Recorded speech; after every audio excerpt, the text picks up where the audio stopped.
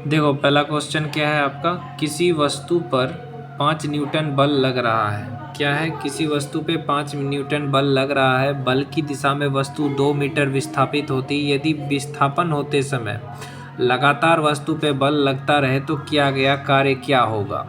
इसका मैंने फॉर्मूला आपको बताया है, कार्य का बताया होगा। वर्क इज इक्वल टू क्या बोला था मैंने, फोर्स इनटू डिस्प्लेसमेंट। वही फॉर्मूला यहाँ पे लगाइए। जैसे कि कोई वस्तु ये है, ये एक वस्तु है, ओके है, ओके, इस पे 5 न्यूटन का बल लग रहा है। कितने का, 5 न्यूटन का बल लग रहा है। अब इसका विस्थापन यहाँ हो गया, यहाँ पे आ गया। इस पे 5 न्यूटन बल लगाए तो ये वस्तु यहाँ पे आ गया। इसका डिस्प्लेसमेंट यहाँ से यहाँ तक कितना है, 2 मीटर है। यहाँ पे था, फोर्स लगाया, यहाँ पे पहुँच गया। तो अब हमको निकालना है कि वर्क कितना हुआ। तो वर्क बराबर क्या होता है, फोर्स इनटू डिस्प्लेसमेंट। तो वर्क बराबर फोर्स कितना है, 5 न्यूटन, और डिस्प्लेसमेंट कितना है, 2 मीटर, यानी 10 न्यूटन मीटर, यानी वर्क कितना हुआ, 10 जूल। 10 जूल हुआ है। कार्य कितना हुआ इस पे, 10 जूल। आया समझ में।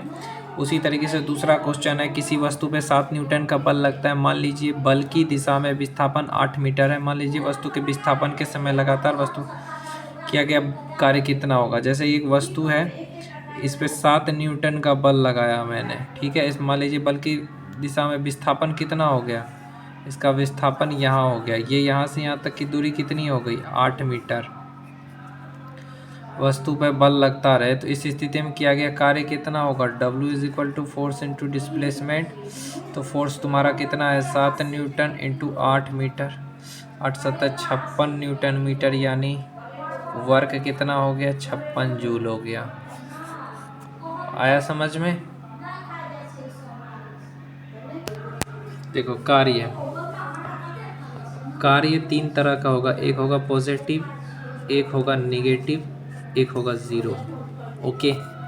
कार्य 3 तरह का होगा। पहले देखो जिसमें क्या होगा, बल, जिसमें बल तथा विस्थापन, बल तथा विस्थापन एक ही दिशा में है, एक ही दिशा में है, यानी जिसमें बल तथा विस्थापन एक ही दिशा में है, तब कार्य क्या होगा, कार्य क्या होगा, पॉजिटिव, धनात्मक होगा।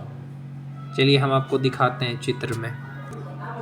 जैसे देखिए, एक बच्चा किसी खिलौने कार को चित्र में दर्शाए अनुसार धरती के समांतर खींच रहा है। तो बच्चे ने कार के विस्थापन की दिशा में बल लगाया है। इस स्थिति में किया गया कार्य बल तथा विस्थापन के गुणनफल के बराबर होगा। इस प्रकार की स्थिति में बल द्वारा किया गया कार्य धनात्मक होगा। यहाँ पे एक छोटी सी बच्ची है, ये वाली, ये क्या कर रही है, यहाँ से कार को क्या कर रही है, खींच रही है सीधे।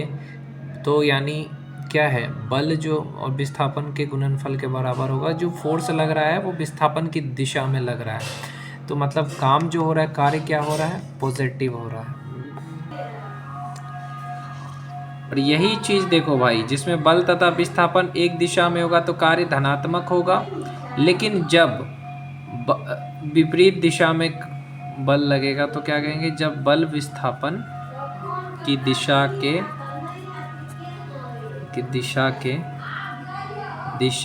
विस्थापन की दिशा के विपरीत दिशा में लगता है, दिशा में लगता है, तो किया गया कार्य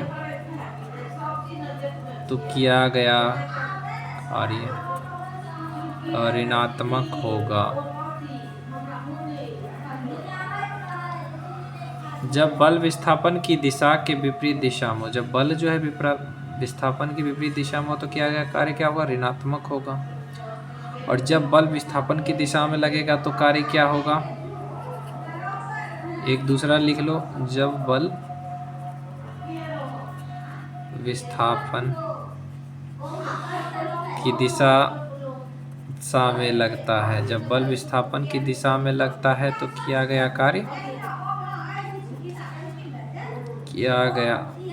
कार्य क्या है, धनात्मक होता है। यानी ये वस्तु है, इस पे फोर्स लग रहे हैं तो ये यहीं पे विस्थापन हो रहा है, यहाँ पे सेम डायरेक्शन में होगा तो क्या कहेंगे, पॉजिटिव कार्य हुआ।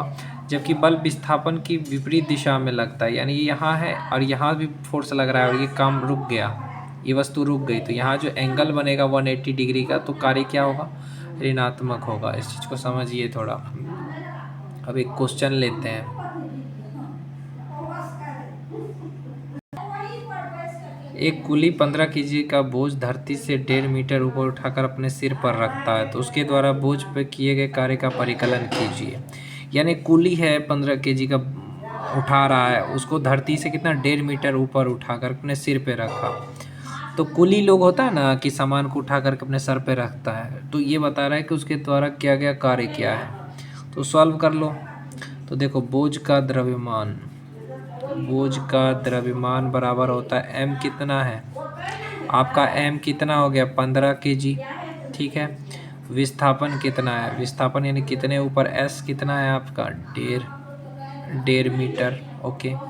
तो किया गया कार्य W बराबर होता है F इंटू एस। तो F का फॉर्मूला यहाँ पे हो जाएगा mg होता है, ठीक है। फोर्स बराबर क्या होता है m इंटू जी, mg लिख सकते हैं। तो वर्क बराबर m कितना है 15, ग्रेविटेशनल फोर्स कितना लगाएंगे 10, और ये कितना 1.5, तो ये 15 kg 10 मीटर पर सेकेंड स्क्वायर, और ये मीटर। तो ये कितना सॉल्व हो जाएगा, ये हो जाएगा आपका सब मिला करके 225 kg मीटर पर सेकेंड स्क्वायर मीटर। तो ये kg मीटर पर सेकेंड स्क्वायर को हम न्यूटन लिख सकते हैं, न्यूटन मीटर, और ये 225 न्यूटन मीटर को जूल।